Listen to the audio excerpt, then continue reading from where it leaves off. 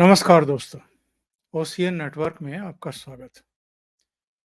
रविवार को रामलीला मैदान में जो तमाशा हुआ, जहां तमाम वंशवादी और जिन पर भ्रष्टाचार के गंभीर आरोप हैं, ऐसी पार्टियों के प्रमुख एकजुट हुए, इकट्ठा हुए, उसमें कई घटनाओं ने चौंकाया है। इनके अंतर्विरोध, इनके मतभेद, इनकी एक दूसरे को नीचा दिखाने की प्रवृत्ति, टांग खिंचाई, ये सब भी देखने को मिला। खास तौर से दो घटनाओं का मैं उल्लेख करना चाहूंगा आपके सामने। डेरेक ओब्रायन और सीताराम येचुरी, इन दोनों की जो चेयर थी मंच पर, वो साथ साथ लगा दी गई। अब वो गलती से लगाई गई, इंटेंशनली लगाई गई, क्या हुआ पता नहीं। लेकिन सीताराम येचुरी बैठे हुए थे, उनके बराबर में डेरेक ओब्रायन बैठे। अब सीताराम येचुरी तो सीपीआईएम के महासचिव हैं और डेरेक जो है वो ममता बनर्जी की पार्टी के राज्यसभा सदस्य हैं। अब ये तो आप जानते ही हैं कि ममता बनर्जी वामपंथियों को चिमटे से भी छूने के लिए तैयार नहीं है। 33 साल तक एक छत्र राज रहा वामपंथियों का पश्चिम बंगाल में, और 2011-12 से पहले उन्हीं का शासन था। और तब ममता बनर्जी और इनके बीच में जो दुश्मनी चलती थी, वो ममता बनर्जी के मुख्यमंत्री बनने के बाद अब भी जारी है। उनको मुख्यमंत्री बने हुए करीब करीब 12 साढ़े 12 साल हो गए हैं। अभी लोकसभा चुनाव में जब सीट शेयरिंग की बात चल रही थी, तो ममता बनर्जी ने शुरू में तो कहा कि मैं वामपंथियों के साथ तो सीट शेयरिंग किसी कीमत पर नहीं करूंगी। और उसके बाद आप जानते हैं कि उन्होंने कांग्रेस को भी रास्ता दिखा दिया और सभी 42 सीटों पर एक तरफा अपने प्रत्याशी खड़े करने का ऐलान कर दिया। एक तरीके से इंडी अलायंस से ममता बनर्जी ने दूरी बना ली और कांग्रेस पार्टी टापती रह गई। लेकिन चुनाव के बाद की संभावनाओं को जीवित रखने के लिए ममता बनर्जी इतनी तो चतुर हैं कि उन्होंने अपने एक प्रतिनिधि को अरविंद केजरीवाल को समर्थन देने के लिए रामलीला मैदान की इस जनसभा में भेज दिया, जिसको मेगा रैली कहा जा रहा था। Mega rally. और वो कैसी मेगा रैली है, इसके बहुत सारे चित्र जो हैं और बहुत सारे वीडियो अब सोशल मीडिया पर तैर रहे हैं। सीटें खाली, लोगों के भाषण हो रहे हैं, ऐसे वीडियो भी जारी किए जा रहे हैं। तो डेरेक ओब्रायन और सीताराम येचुरी बराबर बराबर में बैठे हुए थे। डेरेक ओब्रायन को लगा कि कहीं दीदी नाराज ना हो जाए कि मैं सीपीआईएम के महासचिव के बराबर में बैठा था। इसलिए वो बहाना करके उठे, जम्मू कश्मीर की एक नेता के साथ जाकर के गुफ्तगू करने का उपक्रम करने लगे और उसके बाद वो उस सीट पर लौटे ही नहीं जिस सीट पर पहले बैठे हुए थे। डेरेक के बजाय सागरिका घोष को ममता बनर्जी की तरफ से बोलने का मौका दिया गया। उस समय तक भी डेरेक ओब्रायन सीताराम येचुरी के बराबर में बैठे हुए थे, लेकिन बाद में वहां से हट गए। यानी इंडी अलायंस के घटक दलों के बीच में जो खींचतान है, उसके दृश्य रामलीला मैदान में देखने को मिले। एक और घटना घटी। ये घटना तो और भी दिलचस्प थी। हर तरफ अरविंद केजरीवाल के ही बड़े बड़े फोटो लगाए गए थे और उनको सिंकचों के पीछे, सलाखों के पीछे इन फोटोग्राफ में दर्शाया गया था। और एक फोटोग्राफ पोडियम जहां मंच बना हुआ है उसके ठीक सामने लगाया गया था और ये कांग्रेसियों को खटक गया। मैसेज भिजवाया गया कि ये जो मंच पर पोडियम पर जिस तरीके से अरविंद केजरीवाल का बड़ा सा फोटो लगाया गया है, जिसमें उनको सलाखों के पीछे दिखाया गया है ताकि दिल्ली की जनता की सहानुभूति अर्जित की जा सके, इस तरह के फोटो लगा करके इसको हटाइए, नहीं तो कांग्रेस के नेता नहीं आएंगे। और उसको हटाया गया। ये आप देखिए, जब इसको हटा दिया गया तब जाकर के राहुल गांधी, प्रियंका वाड्रा थोड़ा पहले आ गई थी, ये सब वहां पहुंचने शुरू हुए और सोनिया गांधी तो सबसे लास्ट में पहुंची। मल्लिकार्जुन खड़गे भी पहुंच गए थे। उसका विजुअल भी है जब वो अरविंद केजरीवाल का फोटो वहां से हटाया जा रहा था।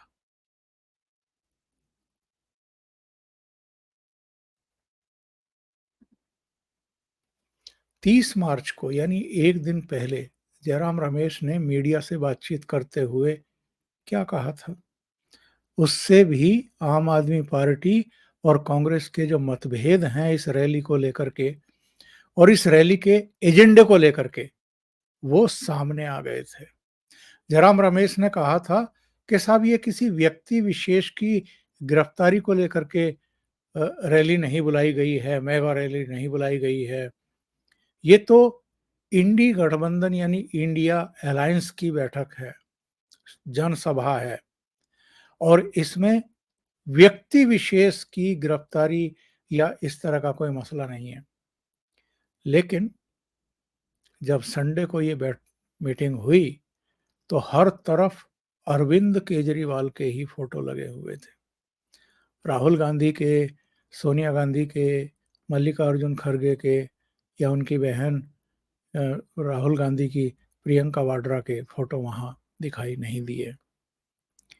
इससे पता चला कि आम आदमी पार्टी के नेता किस कदर डेस्परेट थे इस पूरी जनसभा को अगर वो आयोजित कर रहे हैं तो ये शो करने के लिए भी।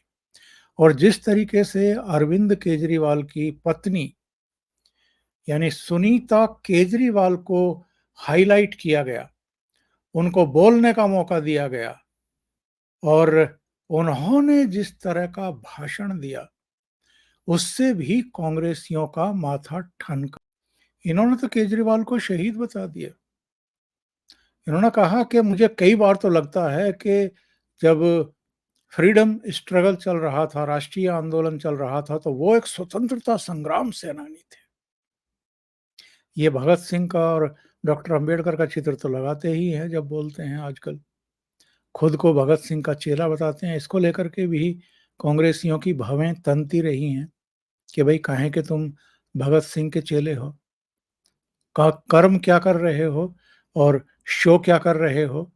वैसे बहुत सारे लोगों ने सोशल मीडिया पर सुनीता केजरीवाल की जम करके खिंचाई कर दी और क्या क्या पूछा गया इनसे।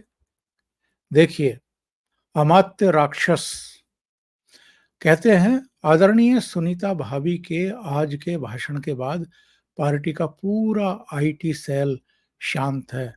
एक पढ़ी लिखी पूर्व आयकर अधिकारी द्वारा भाषण में बस भूत पिशाच पुनर्जन्म की बातें कोई कैसे डिफेंड करे।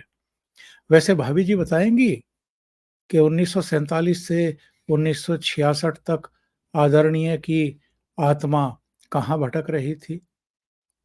और एक और ट्वीट गौरतलब है, ये शिवम त्यागी का है। उन्होंने लिखा कि ये परिवारवाद की ताकत है।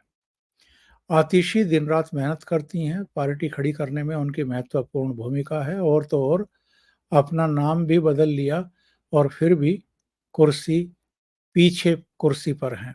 और सुनीता केजरीवाल शायद ये भी ना जानती हों कि एमसीडी की कितनी सीट हैं दिल्ली में, लेकिन परिवारवाद है तो आगे बैठेंगे। और जब सोनिया गांधी और सुनीता आपस में गुफ्तगू कर रही थी, तो नीलकांत बख्शी ने कहा कि सुनीता भाभी जी के कहने के अनुसार हमें ना पता कि भटकती आत्मा है या पुनर्जन्म में अरविंद केजरीवाल क्या थे, पर ये सीन देख करके आज इंडिया अगेंस्ट करप्शन की मौत आ गई है, क्योंकि इन्होंने आंदोलन छेड़ा था ना उसी को लेकर के। एक और देखिए दिलचस्प ट्वीट है, क्योंकि आज़ादी की लड़ाई में ये शहीद बता रही हैं ना अरविंद केजरीवाल को पुराने जन्म में, तो एक ने लिखा है कि दे दी हमें आज़ादी, बिना खड़ग बिना ढाल, शीश महल के संत तूने कर दिया कमाल। तो ये दो घटनाएं, एक तो डेरेक ओ ब्रायन और सीताराम येचुरी वाली, और एक राहुल गांधी तब पहुंचे जब अरविंद केजरीवाल का वो फोटो वहां से हटा लिया गया, जो जनसभा के पोडियम के पास बिल्कुल सामने लगा दिया गया था। तो इससे और हाँ, एक और सुर्खी बनी है साहब, उसको कैसे भूल सकते हैं, और वो सुर्खी थी Rahul Gandhi. India will burn if BJP wins 2024 Lok Sabha polls, Rahul Gandhi at Ramlila ground. ये इस पर तो मैंने एक अलग से वीडियो बना दिया था, उसमें मैंने वही हाईलाइट किया था। लेकिन एक बात और वहां पर हुई, अब सुनीता केजरीवाल ने तो अपने पति को स्वतंत्रता सेनानी घोषित कर दिया। इनके जो चापलूस हैं उन्होंने इनको भगत सिंह का चेला घोषित कर ही रखा है। ये अलग बात है कि शराब घोटाले में गिरफ्तार हुए हैं, ये भी, मनीष सिसोदिया भी, संजय सिंह भी, विजय नायर भी और कई दूसरे भी। पर सुनीता अगर अपने पति को शहीद बताएंगी तो मल्लिकार्जुन खड़गे कैसे पीछे रह सकते हैं। उन्होंने लगे हाथ क्या भाषण दे डाला, जरा सुनिए और सिर के बाल नोचिए।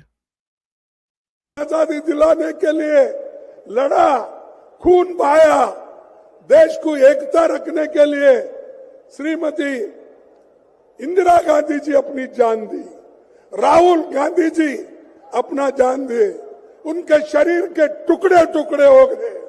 और वैसा ही श्रीमती इंदिरा गांधी जी देश को एकता रखने के लिए 32 गोलियां अपने छाती पे लगा। राहुल गांधी ने भी शहादत दी, उनके शरीर के तो टुकड़े टुकड़े हो गए। और ये मल्लिकार्जुन खड़गे ये पहली बार गलती नहीं की है, कम से कम 2-3 बार इससे पहले भी अलग अलग जगहों पर भाषण करते हुए राहुल गांधी की शहादत की बात कर चुके हैं। इनको नहीं पता कि राहुल गांधी के पिताजी राजीव गांधी श्री पेरम्बदूर में लिट्टे के आतंकवादियों के द्वारा मारे गए थे। और जिसकी मैं चर्चा कर रहा था, राहुल गांधी का ये जो भाषण का अंश है, ये बेहद चर्चित है। और इसमें तो ये तक कहा गया है लोगों के द्वारा कि राहुल गांधी को तो गिरफ्तार किया जाना चाहिए। सतीश चंद्र मिश्रा का ये ट्वीट आप देखिए, पूरे देश में आग लगने जा रही है, ये देश नहीं बचेगा। आज दिल्ली में अपने इस आतंक फैलाने वाले बयान से राहुल गांधी ने पूरे देश को भयभीत, आतंकित करने की भयानक कांग्रेसी साजिश की शुरुआत कर दी। पीएमओ इंडिया, एचएम इंडिया इसका संज्ञान लें और एनआईए इसे गिरफ्तार कर कठोरता से इसकी जांच पड़ताल करे। ये सतीश चंद्र मिश्रा ने और कई दूसरे लोगों ने भी क्या कहा था राहुल गांधी ने, सुन लेते हैं। और मेरी बात आप अच्छी तरह सुन लो, अगर हिंदुस्तान में मैच फिक्सिंग का चुनाव बीजेपी जीते और उसके बाद संविधान को उन्होंने बदला, तो इस पूरे देश में आग लगने जा रही है। जो मैंने कहा याद रखो, ये देश नहीं बचेगा। ये देश नहीं बचेगा। इस देश में आग लगने जा रही है। अगर भारतीय जनता पार्टी फिर से जीतती है और नरेंद्र मोदी प्रधानमंत्री बनते हैं और संविधान में संशोधन किया जाता है, मतलब एक चुनी हुई सरकार को संविधान में संशोधन करने का अधिकार नहीं है। इनकी दादी को था, बहुत सारे संविधान संशोधन किए, इनके पिताजी को भी था, राजीव गांधी ने भी बहुत सारे संशोधन किए, मनमोहन सिंह की सरकार के समय भी हुए, पीवी नरसिम्हा राव की सरकार के समय भी हुए, लाल बहादुर शास्त्री के समय भी हुए। पर नरेंद्र मोदी को, जो तीसरी बार प्रधानमंत्री चुने जाएंगे, उन्होंने अगर संविधान में संशोधन किया तो ये देश नहीं बचेगा और देश में आग लगेगी। ये सुविचार थे राहुल गांधी के। तो ये रामलीला मैदान की जो इनकी मेगा रैली, जिसमें कुर्सियां खाली पड़ी हुई थी, वो कई कारणों से याद की जाएगी। एक तो परिवारवाद को बढ़ाने के लिए भी याद की जाएगी। हेमंत सोरेन की पत्नी भी आकर के भाषण दे रही हैं, अरविंद केजरीवाल की पत्नी भी भाषण दे रही हैं, उनको शहीद बता रही हैं, फ्रीडम फाइटर बता रही हैं, जिन पर करप्शन के गंभीर आरोप हैं, जिनके साथियों को जमानत नहीं मिल रही, उनको फ्रीडम फाइटर बताने की बेशर्मी की जा रही है। तो इनके अंतर विरोध भी खुल करके सामने आए हैं और इन्होंने बहुत अच्छे तरीके से अपने को एक्सपोज भी कर दिया है। अभी के लिए इतना ही। बहुत बहुत धन्यवाद। अगर आपको ये चैनल और इसके कंटेंट पसंद आ रहे हैं तो लाइक करें, कमेंट करें, वीडियो को शेयर भी करें। अभी तक अगर आपने ये चैनल सब्सक्राइब नहीं किया है तो सब्सक्राइब कर लें और साथ में लगे बेल आइकॉन को दबा दें ताकि आगे आने वाले वीडियो और उनके नोटिफिकेशन आप तक पहुंचते रहें। बहुत बहुत धन्यवाद। नमस्कार।